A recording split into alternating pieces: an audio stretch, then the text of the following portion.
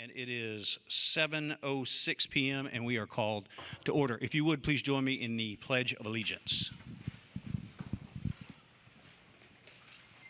I pledge allegiance to the flag of the United States of America and to the republic for which it stands, one nation, under God, indivisible, with liberty and justice for all.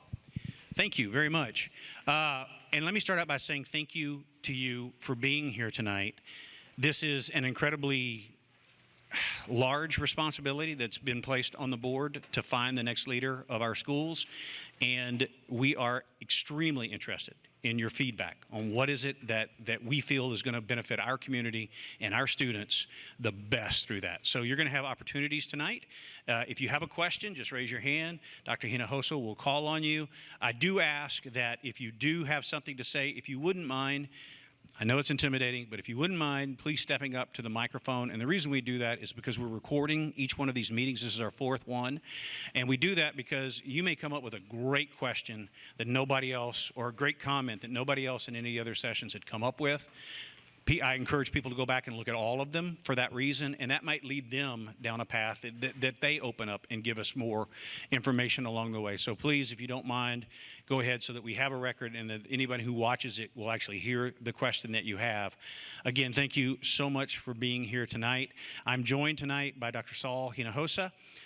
Dr. Hinojosa has been a superintendent for 15 years. He was a principal before that and a teacher before that. What he does now is he helps people like us find the right fit for our district. He will be speaking in just a few minutes about our timeline, about some of the things that we have to do as a board, some of the things that we have to do as a community, some of the things that the Texas Education Code requires. So if you have any questions about those, Dr. Hinojosa will be more than happy to shed light on that. That being said, again, thank you for being here, and I will turn it over to you, Doc. Thank you, Mr. Mercer. Again, welcome. I'm glad to see a big turnout this evening. I think this is the fourth one, and you guys win the prize as far as attendance, right? So, again, thank you for being here. As Mr. Mercer said, yeah, I was a longtime superintendent in the San Antonio area in Somerset ISD, and I grew up in Freer, a little town in South Texas, right? If you like to deer hunt and catch rattlesnakes, that's the place you go, right? But I'm really excited about this opportunity, and I hope you are as well, because you get to be part of a very important process, and that's to lead and choose the next leader of VISD, right? That doesn't happen in all places, and kudos to your board that have opened up to the community the opportunity to voice their opinion of what that next leader should look like. And as you all know, superintendents come in all different shapes, sizes, they have different philosophies and so forth. What we want to do is to find someone who's going to fit this community, okay? So let's start with a timeline. Right now, the application process is open, all right? It's posted on a state website. People from all over the country can actually go to the different areas, whether TASA, Texas ISD, even the VISD website as well, to submit or to ask for an application. And right now, we're getting a tremendous amount of interest from individuals all over the state. Some that are sitting superintendents, some that are not, okay? But the application process will be closing on September the 5th. Okay, that's when we're gonna close at 5 p.m. That's the deadline. Okay, my job is to get as many candidates as possible in front so the board can review those candidates. They will be choosing the superintendent, not me. I will not be recommending who to interview, who to choose at any point. That is a board responsibility. Okay, and again, you're going to play a big part of that. After the application closes, then there's going to be a board meeting right around September the 12th, if I'm not mistaken. And at that board meeting, the Board of Trustees is going to look at every application that was submitted, okay? Then at that process, after that process, they're going to choose about 6 to 8 candidates. And on October the 2nd and 3rd, the interviews will take place, okay? After that is over, we're going to start narrowing it down, okay? I believe the 12th and the 13th of October, then they're going to choose who they want to bring back based after that first interview. So we're going to have our what we call our second interview. And at that point, we're going to choose a finalist to be voted on. I believe it's October the 17th, okay, is when we will choose a lone finalist. Now, by Texas law and statute, we have to wait 21 days before we can offer a contract to have it signed by the individual, okay? So that day is going to be sometime in November.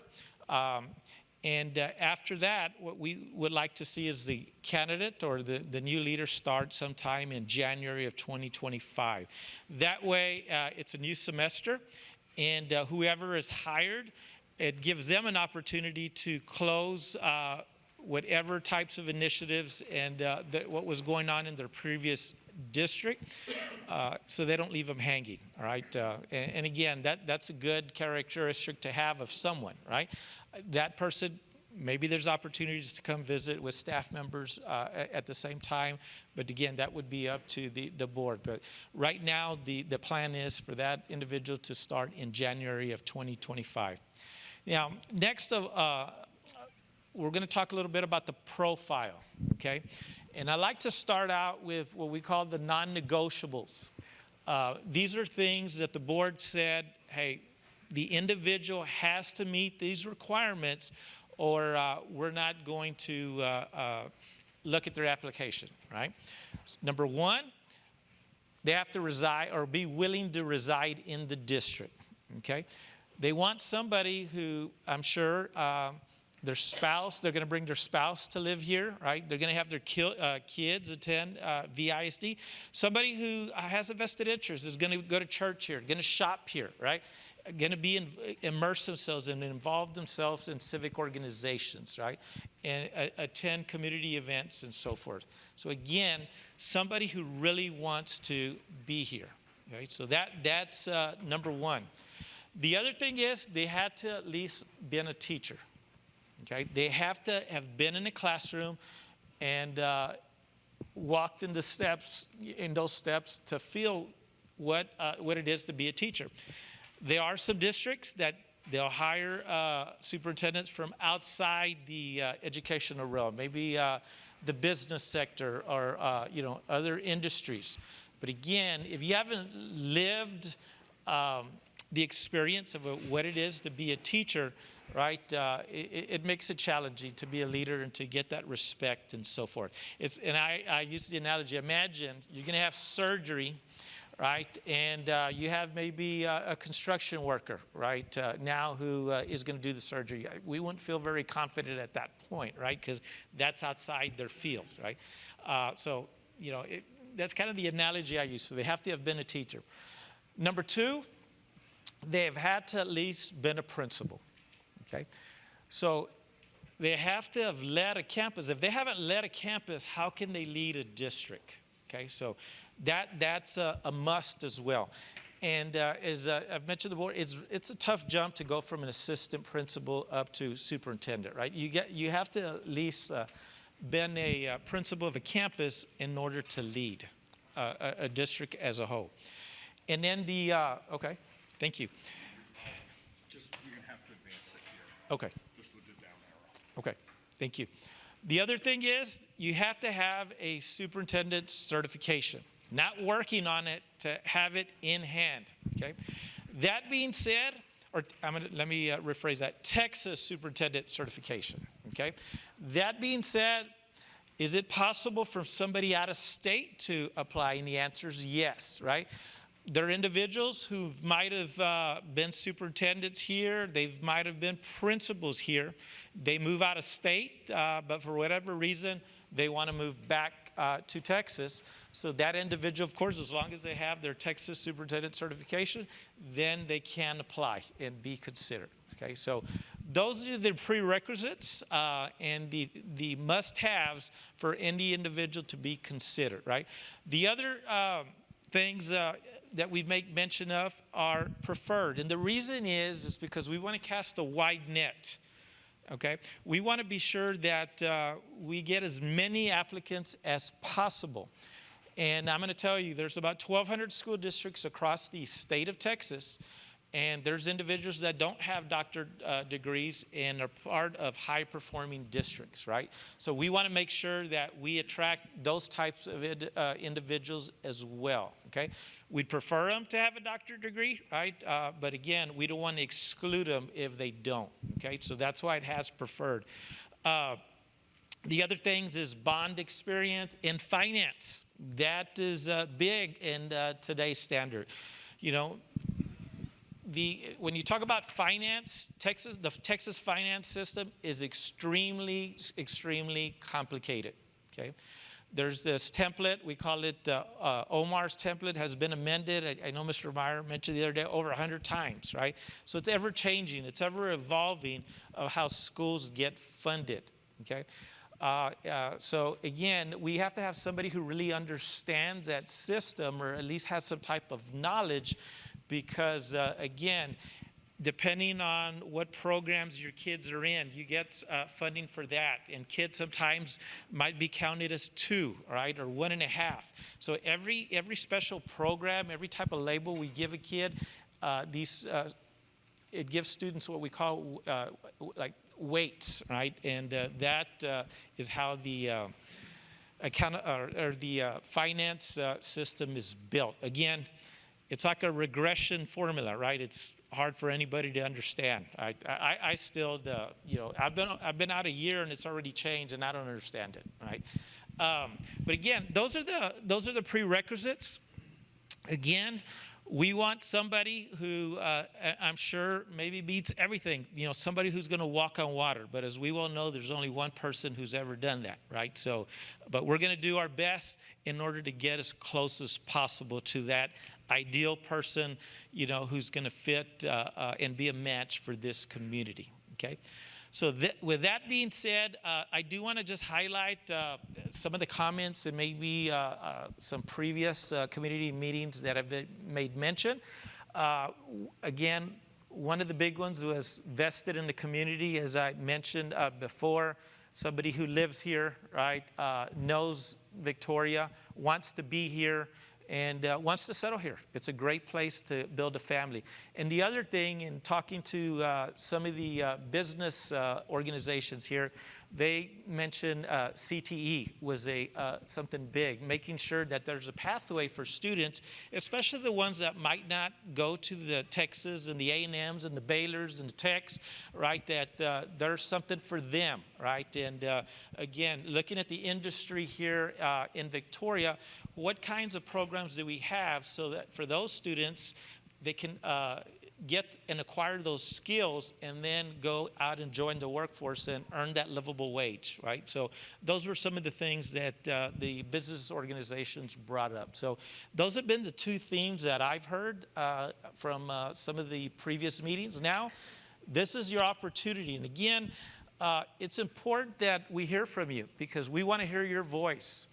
We have board members here. We have our trustees here, and they want to hear you, what you have to say, because, again, your comments are going to formulate the questions that we're going to ask of our applicants, right? And it's going to pretty much give an idea of what the community wants and what they're looking for in the next superintendent of Victoria ISD. So, again, we have an open mic at this time. Don't be shy. I'm a former teacher, as I say. If I don't have people communicate, I'm going to start calling on you, right, to come up here and give us your thoughts. So we love for people to come up and give their opinions. Yeah, we got. All right, yes, sir. Who am I talking to? You are talking to, I believe this event is recorded, but you are trustees. Okay. Let me talk to you. If I'm looking at requirements for a superintendent, my first comment is I'm not getting enough information from the school or the board or the paper. And I really have relied on the newspaper in the past, and I still get the paper every morning until they started mailing it to me. Okay? I don't like that, but that's the way life is changing. So I'm not getting a lot of good information and input to give back a lot of good information and input, okay? So the board needs to do a little better in communicating what it is that we're looking for. Many of these parameters, particularly those in the middle where there's the teacher experience is good, the living in the district is good, all of this other stuff I'm not sure is helpful if you can get a better qualified person, okay? But you have to decide you're getting a better qualified person. Talent comes from a lot of different places. It's not buried in teaching, okay? Teaching is good, but it's not the total wherewithal. Sir, if you might, could you give me give me some feedback or background of related to that? Tell me a little bit more what you mean by that. Okay. I look to a particular position that's unique in the school system is the coach, okay? Mm-hmm. And coaches have different requirements. Victoria went through a process where we were checking all of the teachers that they were all had the teaching degrees that they said they had. One guy didn't, okay? He was a coach. He was a darn good coach, okay? And he did good at coaching, but he was not a certified teacher. What do? We're going to fire the guy. I don't believe it, okay? But, you know, hey, this is the rules. This is what we go by, and we're bureaucrats, and we follow the rules, okay? And you need to be able to look for talent where you see it. And remember, I'm going to press, in my mind, and I don't want to take up all of your time. Yeah. In my mind, there's got to be a lot of talent in this 6-county area, okay? And if it was me, it's not me, but if it was me, I would send a letter to every superintendent that we've got in all these districts, and we've got some good school districts, okay? And ask if they have somebody that they might recommend that we would be willing to work with and try to get that talent developed. And so that we develop the talent that what we want, and we become the training grounds for what we want. Now, we have to accept failure, okay? That's how you learn. And we're in the learning business, and you have to accept failure, okay? But you learn from it. Now, if you don't learn anything from it, then you're right. They're out of there, okay? We got too many people in the federal government right now that are just not accountable, and so they can't learn. But those that are willing to learn, they make mistakes, and they learn, and they become better for it. I would send a letter to all of the superintendents and see who they, in this area, and see who they would recommend. If I would just ask you one question, okay? Yes. And again, assuming that happens, right? Okay. What would you say would what do you want to see in that superintendent? What kind of attribute, or what would you, if you had these 100 people apply, what would you be looking for to be a good fit for this community? Let me point out that I think the board has the talent on it to do that selection process better than I would. But I would be looking for things like hardworking, willing to try things, willing to. We've got issues, and we need to get communicating. I mean, communicating is what it's all about, and I ain't getting it. Okay, so somebody's got to be getting the information and putting it together, and it's amazing when you can define the problem, how much easier it is to solve it. Elementary algebra, right? Elementary calculus. You can't define the problem, man, you can work on that problem forever and never get it solved, not even close. So you got to be able to define it. I think the board can do a good job in telling talent when they see it. But it's getting the talent in front of them and where they're seeing that kind of talent, a different kind of talent than an educated talent. An educated fool is sometimes used in that process, that you get an educated fool and he's educated, boy, he's smart and he's got all the degrees and everything, but the guy can't do anything with the problems, the challenges that we have to deal with. So what I'm hearing is somebody with a proven track record, right? That's going to be successful. And they have the opportunity. I mean, I hear some good things about Hallettsville. Man, Shiner, let me tell you, that's an outstanding district. I don't know how they got to be that good, but I mean, you got districts here. Now, you got some bad districts or challenging districts that have a lot more, and maybe the guy coming out of that school district, of Bloomington, for example, has learned more because he's got more challenges than the guy up in Hallettsville. I don't know. But that's for the board to look at those people and see, you know, where they can pull some resources, skills and talent. Nothing beats hard work, okay?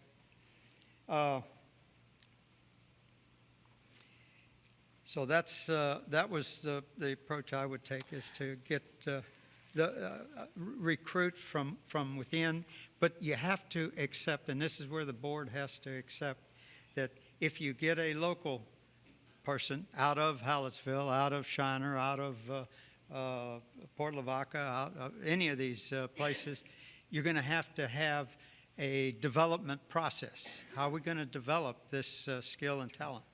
Look at you as the University of School Board Superintendent training. Okay? Take the challenge. Well, thank you for your comments. You've given me some homework, right? Because that's my responsibilities. But trust me, we have done a lot of that in reaching out to local school districts. But I appreciate your comments. Yeah, and I'd be, these school districts around here got to also be recognized. They're feeders into something. I'd sure hate to see the superintendent or the assistant, and it's not going to be superintendents. There's not the one. You're not going to pull superintendents out of these districts.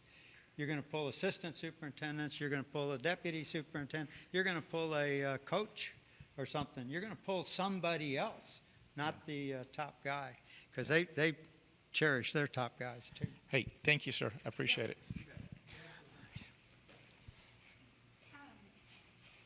I have two questions, but first off, could you answer to me, you know, when you guys send out emails and surveys, is that just to VISD parents or is that to everybody in Victoria? So this particular survey that we have, okay, it's actually going to our board of trustees, okay? So it goes out to everybody in the community. Okay. Right now, we're getting great response. I think we're up to 425 responses. So we're getting great feedback. 425 for the whole city of Victoria? Yeah, that's one of the high. Normally, you know, when people, unfortunately, that's actually, you know, from the. Well, you often hear that people aren't in the loop. Yeah. And I get lots of emails. I get lots of correspondence. When Dr. Shepard was here, we were bombarded all the time with emails. And I felt like the district was doing a good job of at least trying to pull the community's opinions, pull our opinions into the mix. Like, let's say there is an individual that we think would be great for superintendent, but they don't have the Texas superintendent certification. What does that time frame, that process look like? It all depends on the individual. They have to request from TA a waiver, right? And then they're given a temporary certification, and then they have to actually pass an exam. Okay, so that takes some time. Sure. So, I mean, that could take a year at times, right? Okay. Yeah. So, it is a process. Okay, I'm just curious. Thank you. Yes, ma'am.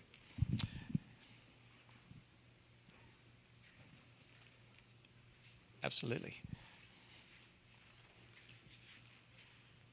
Hello. I don't know if anybody stated their name. My name is Camry Williams. Hey, Camry. I am actually a community partner. I'm a founder of Melanated Mamas here in Victoria. So I work with supporting Black moms and children and families in our community. It was really important for me to be here today. One of the big questions that I have, and I wrote down stuff because I can't remember, how can we ensure that our new superintendent has a focus on academic needs for marginalized populations in our school districts, especially Black children? Historically, they're known to score lower on tests. I recently spoke with someone who was just bamboozled, like she doesn't know what to do because we don't know the issue. So I just want to make sure that we find someone who has a plan, can provide data-driven results, show us on paper what their plan is, can provide measurable goals to that plan so that we can track it. And also, I know a big part of it is community engagement. How do we get our parents involved? And that's for every community here. So especially Black parents, because I know I get a lot of feedback that we've kind of been abandoned in BISD, and I'd love to see that change. So anything that I can do to help, anything that we can do to help, I'm sure. So I just want to make sure that the district has that in mind, because the Black population isn't very big here, but we do just want to be included. So, great question. Just by you being here and our trustees listening, all right, those are some questions that we can ask the candidates, right? How do what kind of successes, what kind of strategies have you used in order to address, the underserved population, right, or minority populations? What kind of things have you done to ensure that there's equity, right, that everybody has an opportunity to be successful? Okay, so that could be definitely what kind of thing, what kind of academic performance, or what kind of things have you done in order to have a proven track record when you look at academics? Are the students growing? Are they excelling, in the district that they've been part of, whoever that person may be? But those are questions that we can ask of them. So that's why it's important to provide this feedback. So we hear you. And we could make sure that we ask questions of the candidates. And I do also want to speak to cultural competence, just because I know I grew up in BISD, half of my school life, half at Faith Academy, but I've been in situations where I'm the only brown face in the room or the only Black person in the room. So I just want to make sure that our candidates are not tone deaf to Black culture or just the African American family and just where we are in our city, and evaluate from there on how to approach our community. So, yeah. Well, thank you. Thank you for your comments. Yes, ma'am.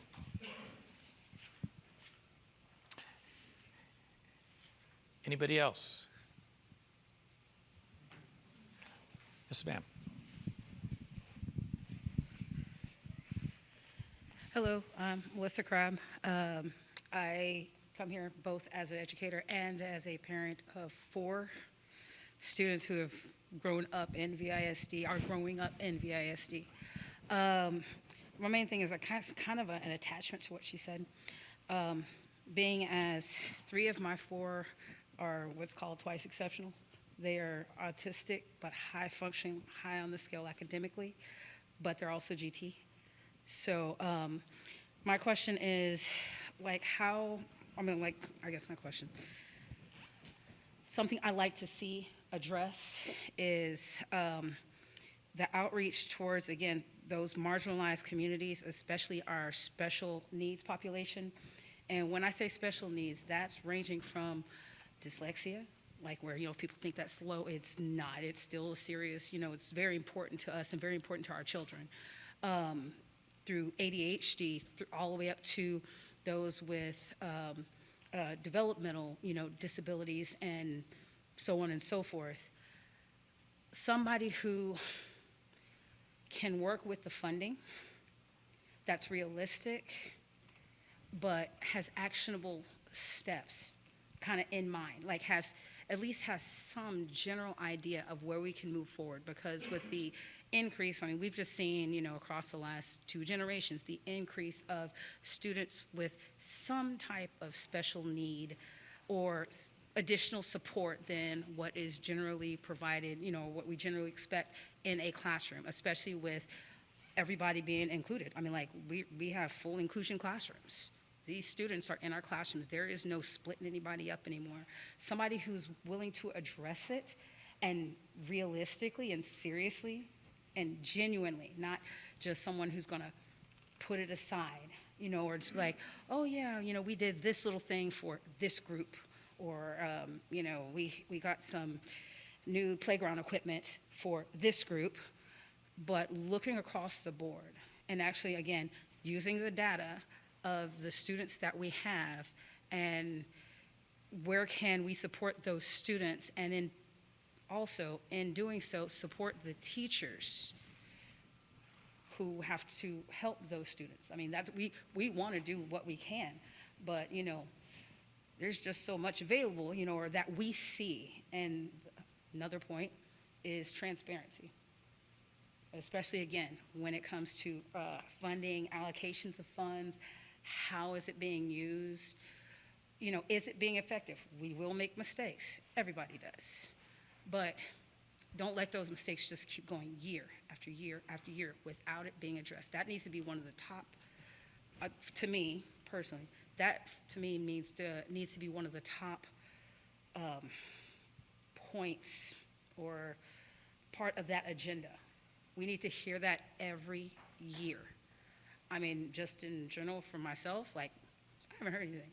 And I have a sophomore and a freshman and a first grader.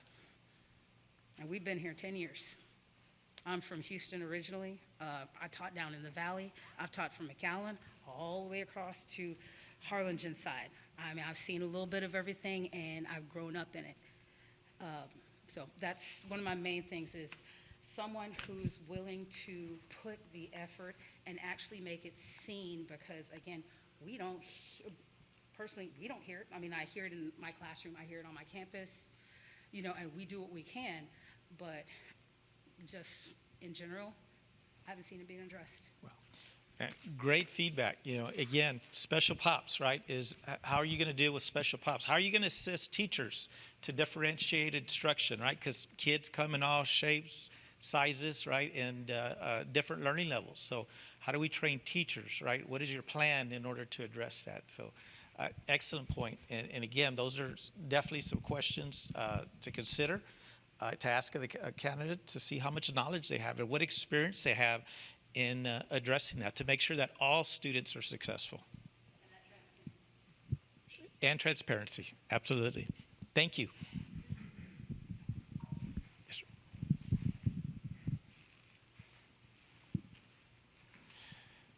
Great feedback. Thank you guys for participating. This is great stuff here. Okay, I'm Mark. I'm a newly VSD parent. My kids moved here from industrial, so like he was talking about the smaller districts, and I think the VISD is a way bigger animal than a small district like that, with much more problems, much more diversity, and I think teaching experience is important, but for VISD, I think the school finance and budget is going to be one of the big, problems that person's going to face. I wanted to ask, what is the typical tenure of a superintendent? Like you said, you were in Somerset for 15 years. Like, is that continuous, or is that? Continuous. Okay. So, okay. 2.5 years. Okay. So I guess that's probably typical of the upper management of bigger organizations. Yeah, it's 2 to 3 years is the average in the state of Texas. Now, what I understand, the last two individuals here in Victoria have exceeded the average, right? They've been here, 5-6 years, if I'm not mistaken. So, right. So that might, like she was saying, she may see a little progress and then it drops off. That's probably typical of having somebody in there for 2.5 years or so. So I would like to see somebody, not necessarily local, but with experience, and somebody that, I know you can't guess who's going to stay for a long time, but, really put a little more effort into getting that, 5, 10, 15 years. And I guess in your experience, would you say they like plateau after 5 years, or would they keep going, or is it? No, actually, and those are great questions. What happens is normally if somebody's leading a smaller school district, eventually they looked for, I'm going to say, a bigger school district, right? Because normally they pay more, a better opportunity for them. So anywhere from 4 to 5 years is generally. But again, those are great points. How do we gauge that? And I can gauge it normally by looking at their resume, okay? Because if individual has been here 2 years, then they were at this district 1 year, and then 2 years, maybe even as a principal, they were there 2 years, 1, 2. So that tells me that their thing is not investing in a community, is to invest in themselves, right? And so we could tell that usually look at that by looking at their job history. Right. Okay. And I think the district communicates very well, but I may be a little biased.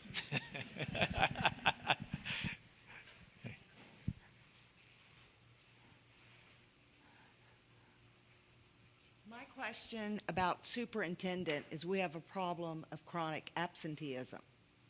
We also have a 65% economically disadvantaged population.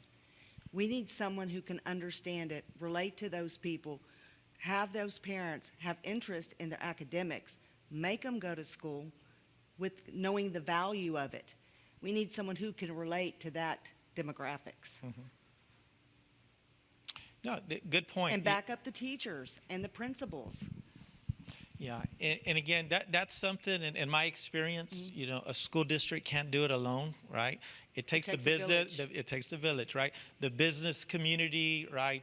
Maybe your churches as well, getting billboards, having, in front of a business, hey, we want you in school. Maybe you get, if you have 100%, we're going to give you a gift certificate or something, right? That there's incentives, right? But we have to educate all the parents how important it is. Because again, if they're not in school, they're not in class, they're not learning, right? Exactly. And that is key. And you're right. We sometimes, we have to do home visits, right? There's a lot of, when you're talking about a high level of low socioeconomic students, right? You got to go talk to parents and again educate them and why it's important to be here. Because again, it's not the kids' fault, in my opinion, when they're, let's say, at the elementary level, because somebody has to drive them to school, right? So we got to look at the adult. Maybe when they're in junior high, high school, they're learning that responsibility. But what I have seen normally, chronic absenteeism, it happens a lot at the kindergarten, right? So again, sometimes we got to get the constable involved. We got to make sure that parents are accountable. Well, that's where the community comes together. Absolutely. And makes it a community standard. Your child goes to school, or there's consequences for everyone. Absolutely. Okay. No, I agree. And again, it's just educating everybody with a common goal, and if we all pitch in, hey, we can improve it, right? If you improve 1%, Mr. Meyer, how much, as far as funding, is that? 1%? $1.4 million to here. That we're losing out, right? Just with 1%, right? So multiply that times 4. I mean, where you'd be at, so it adds up, okay? And again, that's how we're funded, right? Because if you have 12,500 students, if you have 1,000 students absent, right? The teachers are still coming to work, right? The bus drivers are still out there. You still need the same amount of personnel, all right? But you're not getting the funding for the teachers. But everybody else, you still have that expense, right? We still have the lights on, air conditioning, and all those kind of things. So again, we do need to get our kids to school and make it a conscientious effort.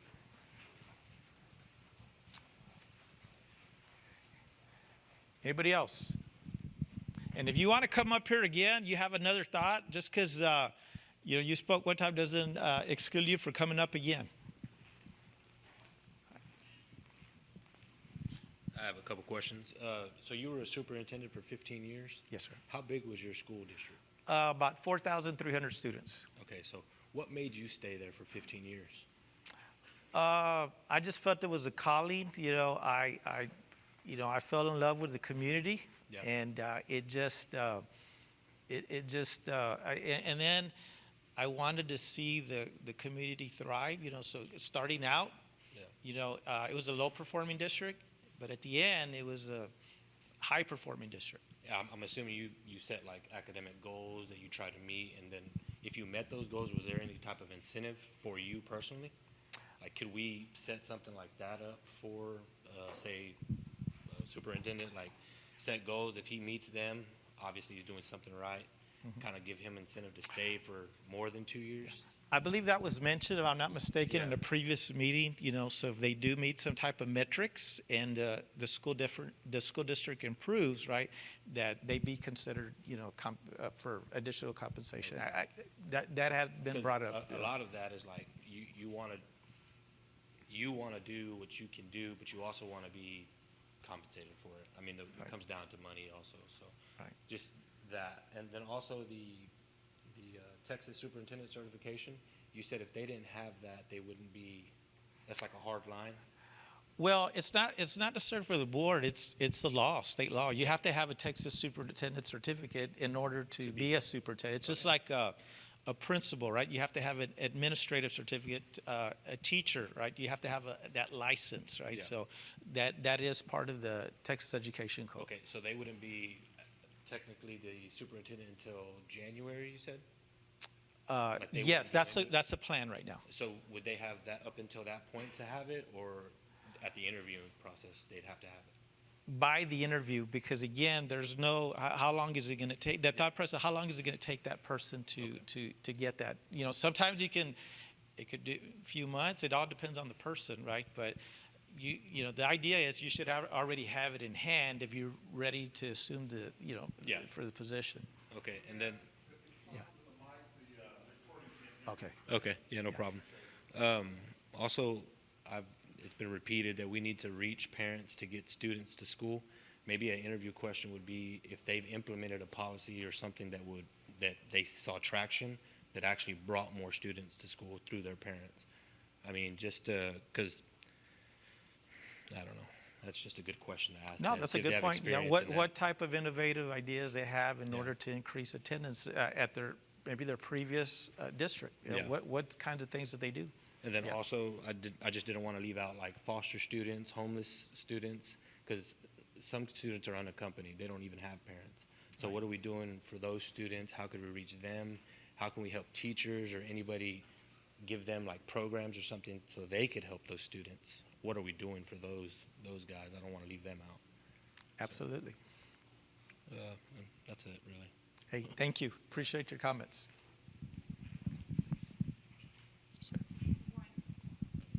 One more thing. It seems to me like part of our problems at VISD are having enough teachers. And to me, I would like to see whoever this person is that kind of has that communication with it. Is it discipline? Is it, what is it that is keeping teachers from wanting to teach anymore?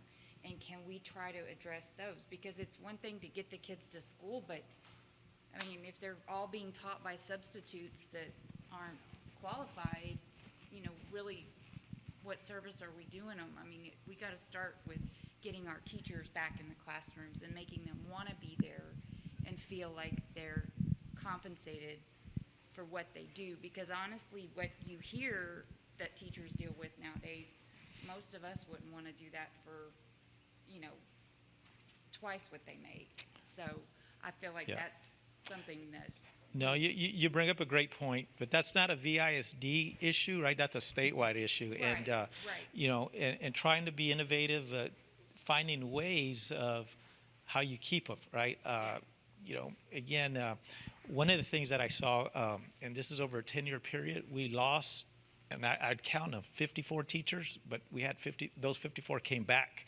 And again, it was just providing that support, right, system. Because sometimes teachers, if they're good environment, right, there's a good culture, they're going to stay, even though they could earn an extra 1,000 or 2,000. So just building a support system for those teachers. And you guys, again, have done a good job of recruiting your own. There's a program here where I think there was 36 individuals who were paras and actually became teachers through the Grow Your Own program. So utilizing every type of resource possible in order to recruit the best teachers.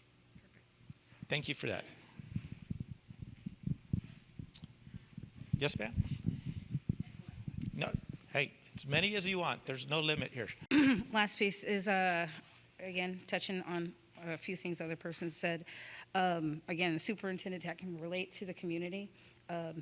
Just, again, own personal experience. I grew up in Lamar Consolidated ISD. Back when I graduated high school, there were only 2 high schools. There are now 5. And that's one of the things I think might also benefit us is finding someone who is willing to look past just maintaining and putting out fires, that's willing to look, have a plan to expand. I mean, I know we have enough issues as it is, but the thing is, how do you draw people into someplace? Little, hole in the wall is great, like, what is it, Dairy Tree. Dairy Tree has been there for forever, but they expanded. They have more business. They have, people are like, oh, well, it's on this side of town. Because some people have never been on the other side of town in Victoria. I even know that just from my students.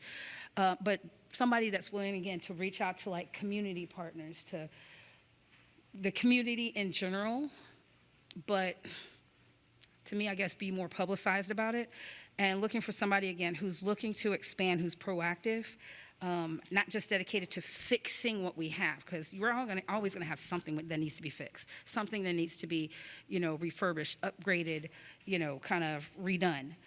Somebody who has a vision for expanding and building our district, making it better, which in turn, it's just a numbers thing. I mean, it's literally a data thing. You're a larger district, people tend to, educators like, oh, well, what's over at this district? As it expands, if it gets bigger, the community gets bigger, and then you have more pool of people to come in, and drawing in those educators. Again, not being complacent and kind of maintaining, but, planning to make VISD better, but greater at the same time, if that makes any sense. And I think that goes back to the heart. Hey, somebody who has their heart and wants to make a difference in this community, right? Like And finding that individual, right, who's just committed, going to immerse himself, and go and find those resources, Kind of right? have that staying power that, somebody who's like, again, trying to find somebody who's not just necessarily in it for themselves. I mean, Right. people change their minds. No, I want to be a good teacher and help and stuff, but you know what? Ooh, there's a better school, or there's more pay if I do this, kind of thing, and then they end up, out of the classroom. The same thing, kind of looking for a superintendent who has a track record of either staying power, maybe staying in the same school as it improved, and then after it improved, stay even afterwards. Right. So. Absolutely, and that's how you build continuity and success. Absolutely. Thank you. Great points.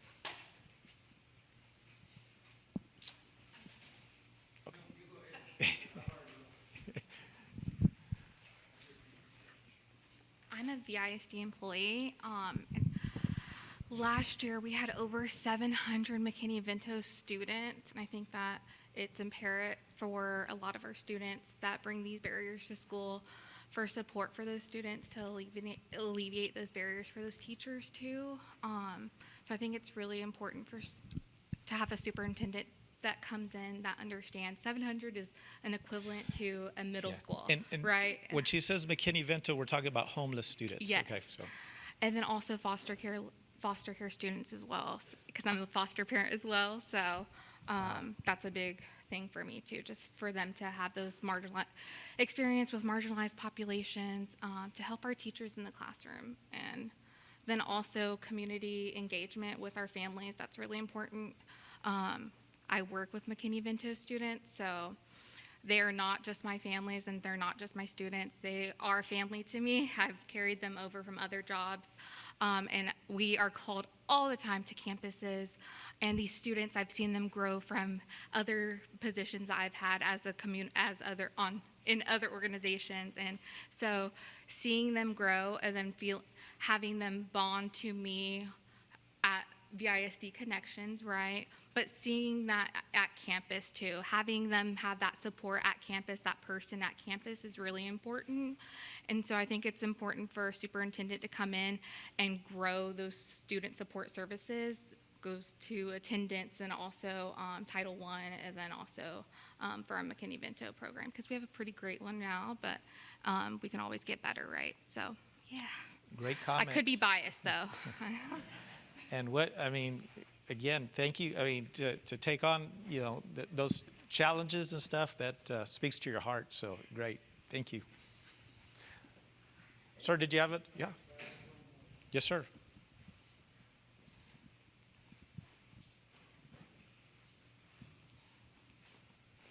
I didn't introduce myself, but I'm John Swanson, and all three of my kids went to this school.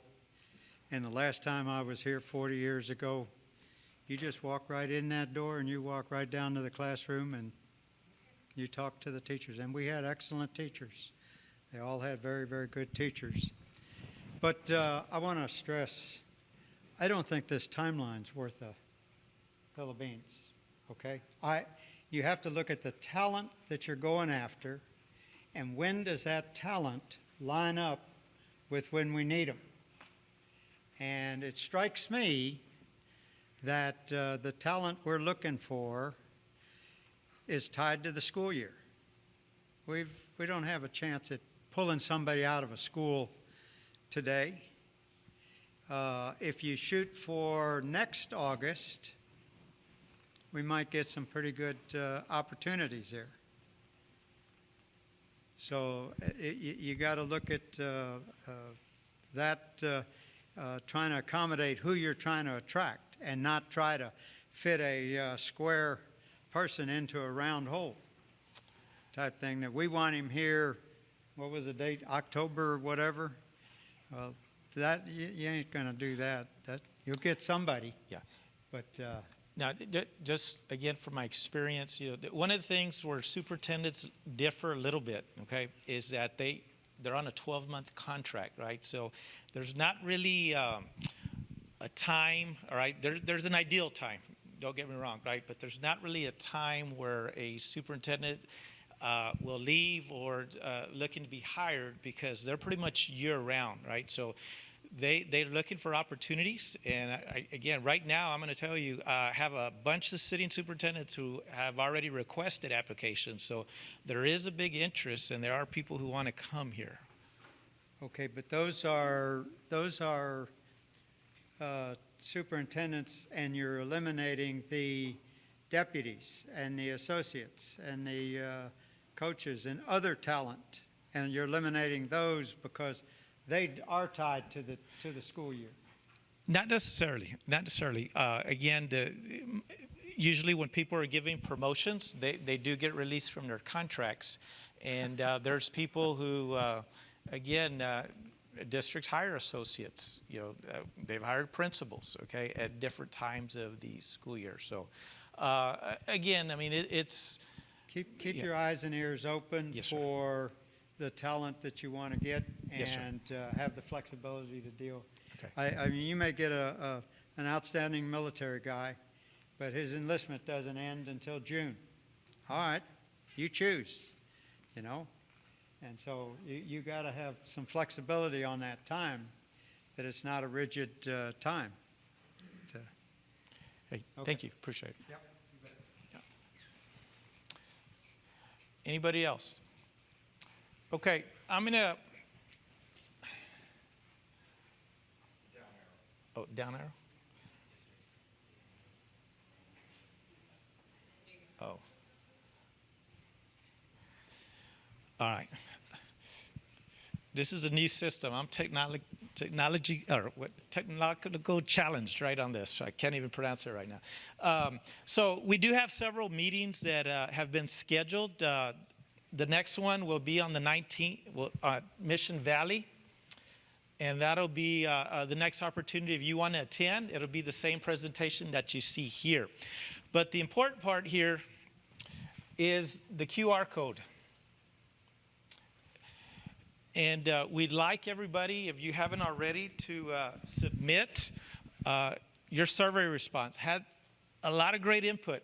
If you put it in writing, submit it, all right? So these responses are going to go directly to the board, and they're going to review them, right? And we're looking for common themes again in order to formulate those questions and to identify what kind of characteristics the community is looking for. Again, your input is greatly valued, so I encourage you to, this is your opportunity. Hopefully, we won't have this opportunity for another 10 years, right? That we'll have that person, and it'll be 10 years from now or more until we have to do another search. Yes, ma'am. Is this a new survey, or is it the one that's already been distributed to the community on the QR code?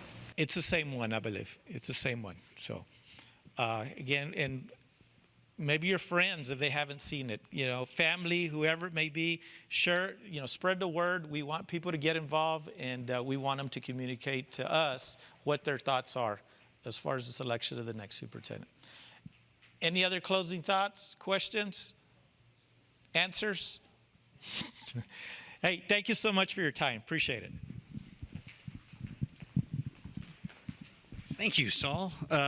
Man, that was almost a flawless presentation. When you're listing off colleges' names, Baylor is always first. Even alphabetically. Sorry, I'm a little biased. Again, I want to thank each and every single one of you that are here tonight. We've had some conversations about communication. And I'm going to tell you something. I think we have a phenomenal communication department. But we all know that we receive information in different ways. And there are different things that stick out to us more than other things. So we could bombard you with billboards, bombard you with newspaper articles, bombard you with social media, bombard you with email, text, the whole 9 yards. But there is nothing more effective. It was the same way a couple hundred years ago as it is today. There is nothing more effective than word of mouth. So I ask you, humbly ask you, to share some of the information that you learned tonight or some of the ideas that were presented to other people in our community. I get laughed at when I mention this at every single one of these meetings because there's not a whole lot of us that are old enough to remember this commercial, but there was an old Vidal Sassoon commercial. And it was all about if you tell two friends, and then they tell two friends, and then they tell two friends, and pretty soon we've got an entire board full of faces across the way. They're laughing because they're like, what is he talking about? Who's this Vidal Sassoon guy? It was a big thing back in the early 80s. But that is the most effective means of communication. So again, thank you so much for being here tonight. Thank you for sharing. We've got some, I consider, invaluable information from you as community members, but share that information. And by all means, if you know someone who hasn't done the survey, for the most part, it's a multiple choice or pick as many as you want on the characteristics, but that last thing is the comment section. And we will review every single one of those comments as you present them on there. So feel free to be extremely specific in what you think are important characteristics for our community along the way. Again, I want to thank you for being here. I want to thank Ms. Mills and the staff here at Vickers Elementary for hosting us tonight. I love being able to have these meetings, especially on our campuses, but I know that comes as at a sacrifice for our campuses and their staff. So I want to thank them from the bottom of my heart. We're eternally grateful for the time that you spend setting up. And then I also want to thank our media team and our administrative staff that made all of this possible, setting up the microphone, setting up the laptop, because we did get it. We got there. I want to thank them for the job that they do that make this possible. Again, everyone in this community wants what's best for this community, right? That's what we want. And the way that we can respond best as a board, especially when it comes to finding a position as important as this is, and I promise you, as a board, I speak for this board when I say this is the penultimate thing that we will be doing in our stint on the board, is making sure that whoever is running this thing has our community's best interests and represents our community well moving forward. So thank you. Share. And with that being said, we are adjourned.